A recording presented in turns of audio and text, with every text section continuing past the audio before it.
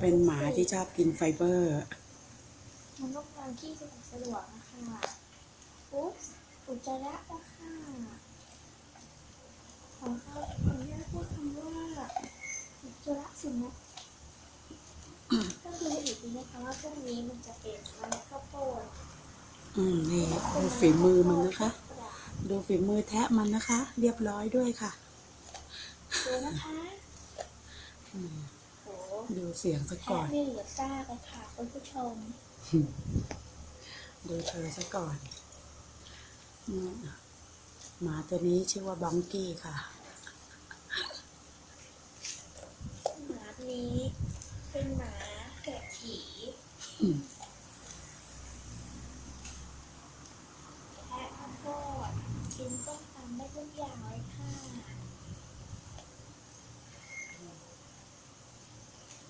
พอยังไม่อิ่มเหรอแทะหมดก่อนระวังฟันจะหักนะคะจะต้องที่ฟันหักเพื่อก็การไปหาหมอฟันนะคะ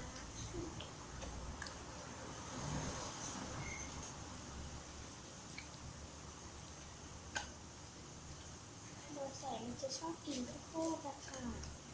ดูสิคะกินอย่างต่อเนื่องอย่างอร่อยเลยเป็นหมาชอบกินธัญพืช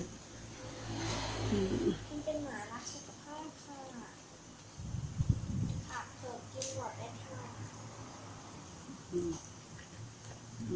แค่อันใหม่อันเก่าอีกนะดูสิคะมันยังกินอยู่เลยบอกอร่อยอร่อยอร่อยอร่อ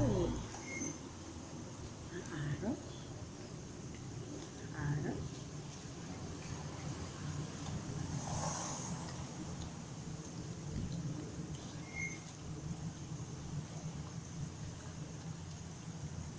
ดูกันนะคะว่ามันกินหมดทั้งที่หรือ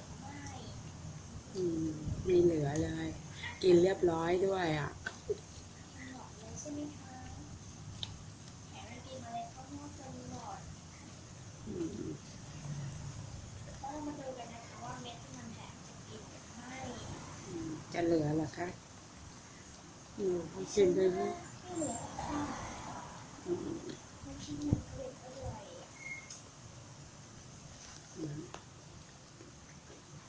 ยังไม่อิ่ม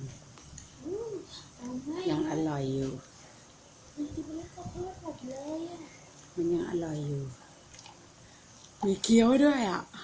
มันเคี้ยวเสียงดังมากเลยค่ะคุณผู้ชมไม่นะโอ้ไม่นะ